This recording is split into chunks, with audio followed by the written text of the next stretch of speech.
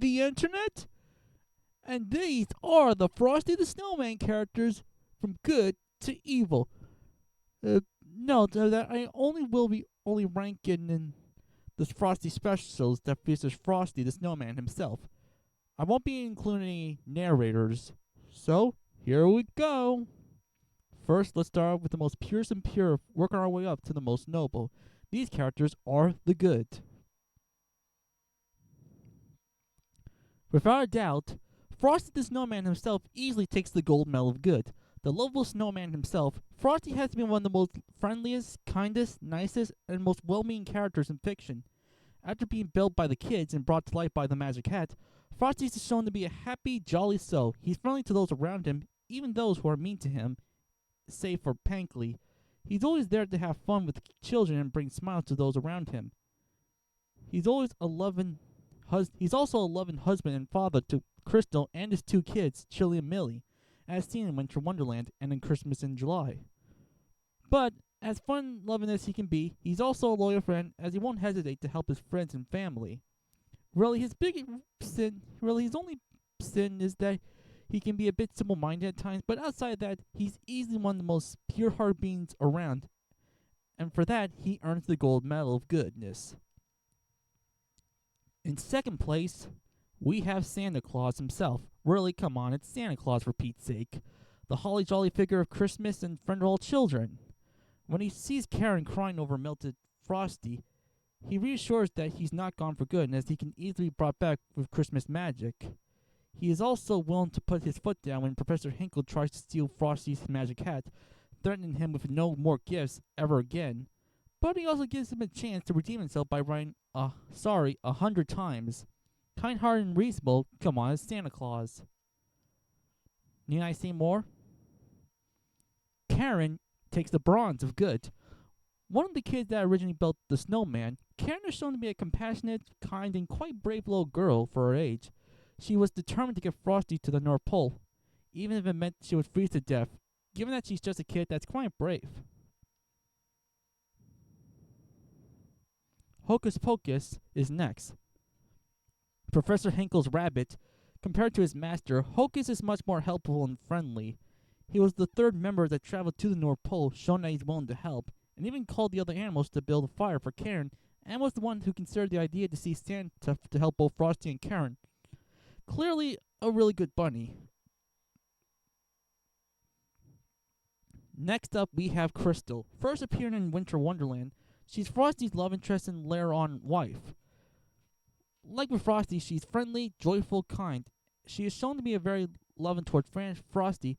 In fact, her love is so strong that not even the loss of Frosty's hat can keep them apart. She's also shown to be an affectionate mother towards her kids, Chili and Millie, as Frosty is.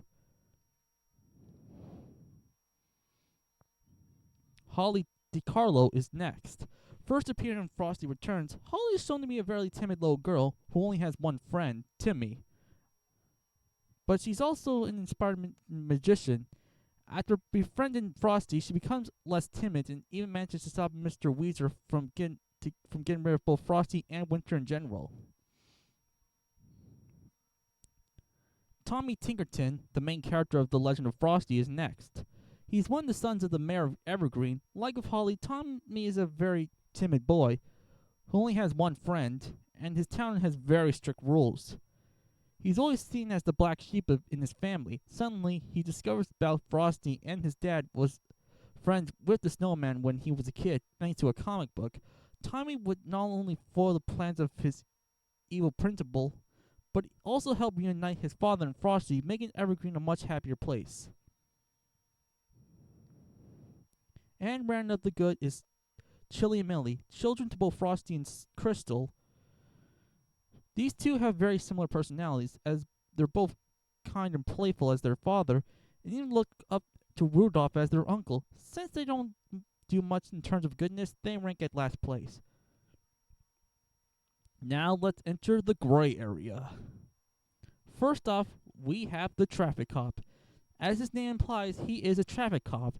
His job is to keep order in the road. There's not really much to about this man besides being stern and getting surprised by Frosty a talking snowman. though he does let Frosty go after being told that he was just brought to life, and he's shown to be civil with the snowman towards the end. And that Winter Wonderland, showing that there's more of a tough but fair man.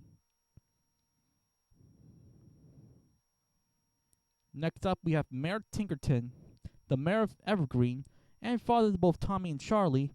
Mr. Tinkerton clearly has a lot of problems. For one thing, he's clearly much a control freak, expecting that the rules be followed regardless. He's also shown to play favorites with his sons, originally favoring Charlie, but then later on Tommy. So why is he not in the bad tier? For one thing, it is revealed that he was the one that built Frosty using his father's magic hat, meaning that he was once friends with the snowman. Plus, he was influenced by Pankley into making the town strict, so he was just more misguided than downright malicious. Plus, he does come around towards the end. And rounding up the gray area, we have the first of our Frosty villains, Jack Frost himself, the main villain of Frosty's Winter Wonderland. After getting jealous of Frosty for getting all the attention, he plots to get rid of Frosty once and for all. From simply trying to steal his magic hat, to straight up starting a snowstorm to kill him. Thankfully, after Frosty and Crystal mistaken Jack for being a best man for showing up, he does have a change of heart, even willing to extend winter for the couple, before being told that spring needs to happen. And he does reappear in Christmas in July, where he saves the Frosty family, showing that his heart is not fully cold. Now let's enter into the bad to evil.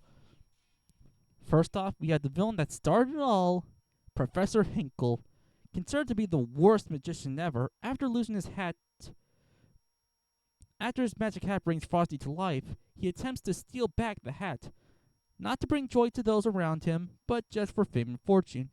Even is going so far as to try and kill Karen by freezing her to death by putting out her fire. But quite possibly the most violent act was when he locks both Frosty and Karen in the greenhouse for Frosty to melt. Essentially, killing a sentient being with feelings and implied traumatizing a little girl by forcing her friend to melt. He does have a change of heart towards the end, but that's still not enough to save him. With our bronze pick, we have Mr. Twitchell, the main villain of Frosty Returns. He's a greedy tycoon who is responsible for the summer weed spray, a spray that melts snow in a stitch. Of course, the fact that this will mean that Frosty could be killed. What makes him worse than Hickle is that he's more powerful, being the head of a business, and doesn't care about the fact that the weeds could cause environmental destruction. Care more about the big bucks than actually helping people. While he does have a change of heart towards the end, that still isn't enough to save him. With the silver medal of evil, we have Principal Pankley. If there is one word to describe him, it would be strict. The principal at Evergreen Elementary School, he is a massive control freak, expecting that any kids should follow the rules, and if they simply break even a minor one, he'll get nasty. This alone already makes him a pretty nasty guy, but that's just the tip of the iceberg of his nastiness, as it's revealed that he had locked away Frosty's magic hat out of spite from Frosty, and even manipulated the mayor into making Evergreen a strict place. He plots to take over Evergreen as mayor by tricking nervous Walter into murdering the snowman by skating on thin ice, and stealing the hat. Cruel, manipulative, and just plain old nasty, Pankley is clearly the worst human in Frosty history. And when Frosty, who is always friendly to those around him, calls you a bad person, you're bound to be evil. And taking on the gold medal of evil, we have Winterbolt. Out of all the foes Frosty faced, Winterbolt is clearly the worst. A winter warlock, he was the one who was responsible for the blizzard and Rudolph, the red-nosed reindeer. When he realizes that Rudolph's nose is fading, he takes advantage of that by using manipulation in order to get Santa out of the picture and to take over the North Pole as king, even going as so far as to frame Rudolph for a crime and even blackmailing him into doing his bidding, or else he'll kill Frosty and his family. Winterbolt is not only the most evil being in Frosty history, but also one of Rankin Bass's most evilest beings around, and for that, he easily earns the gold medal of evil. Alright, that's my list. Don't forget to like, subscribe, and comment. And I'll wish you all a very Merry Christmas, everybody, and Happy New Year.